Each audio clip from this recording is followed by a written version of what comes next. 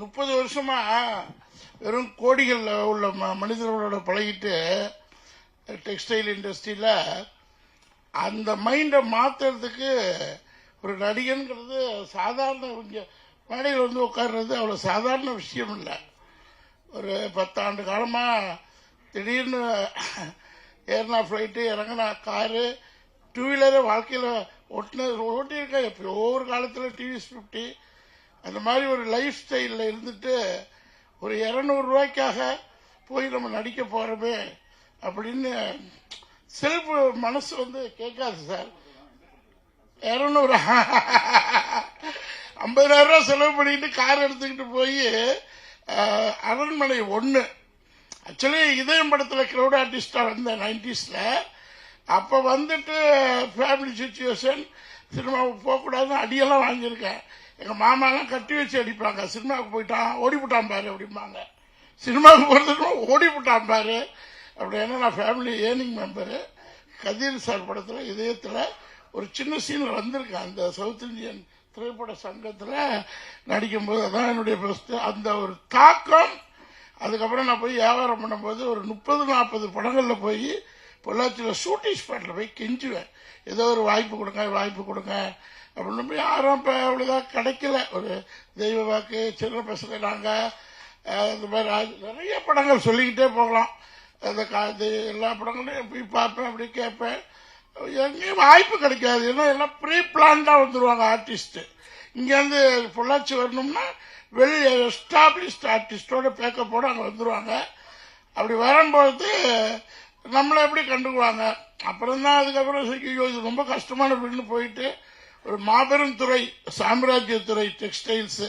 நீ தமிழ்நாட்டோட பாதி வருமானமே டெக்ஸ்டைலில் தான் வருது. அவங்க துறையை விட்டுட்டு அடுத்து நம்ம போய் சினிமாவில் குரோர்ஸ் அண்ட் குரோர்ஸ் சம்பாதிக்கணுங்கிற மாபெரும் எண்ணத்தோட, அதாவது 200 ரூபா வாங்கும்போது நினைப்பேன், இன்னைக்கு நம்ம 10 கோடி 20 கோடி வாங்குவோம்.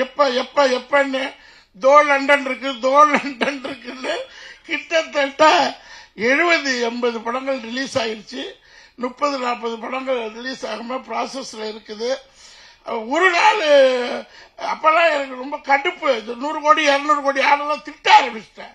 போய் ஏன்டா நீ 100 கோடி வச்சிருக்க, 200 கோடி, ஒரு 2 கோடி 5 கோடிக்கு படம் பண்ணுங்கடா அப்படின்னு போய் திட்ட ஆரம்பிச்சிட்டேன்.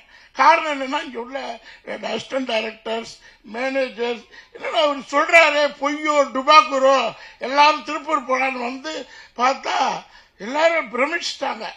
போராடி ஒரு 50 கம்பெனியில் top 10 company, Ramraj, Viking, Chennai Silks, Pothys, இந்த மாதிரி கம்பெனிஸ் கெஞ்சி கூத்தாடி பார்த்துட்டு ஐயோ படமே எடுக்க முடியாது போல இருக்கு, தெரியாதமா வந்துட்டோம். 200 ரூபா ஒரு வாய்ப்பு கொடுத்தாங்களே, அதை மறுபடியும் நடிக்க போனா என்ன அப்படின்னு நடிக்க வந்தது தான். அது வந்து சேதுபதியில் ட்ரெயினிங் ஆகி அயலியில் பெரிய ஆளாகி இப்ப மறுவடிவம் கொடுத்துக்கிட்டு இருக்கு. திடீர்னு 1 நாள் 2 நாள் படங்கள் என்னால் போக முடியல. Health challenges, travels, cinema company bus ticket, நான் ஏசி பஸ் கொடுப்போம், இல்லாட்டி ட்ரெயின் டிக்கெட் கொடுப்போம், அவ்வளவுதான்.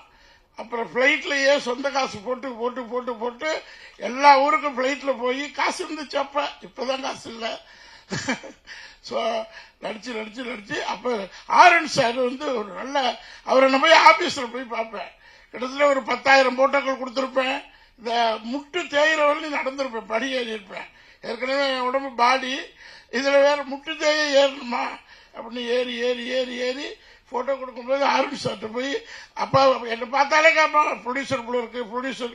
எனக்கா மனசுக்குள்ளே இருக்கும், இத்தனை கோடிகளை பார்த்துட்டு ஒரு பட்டா எடுக்க முடியலையேன்னு விருத்தம் இருக்கும். இருந்தாலும் நடிப்பு ஒன்னத்தினால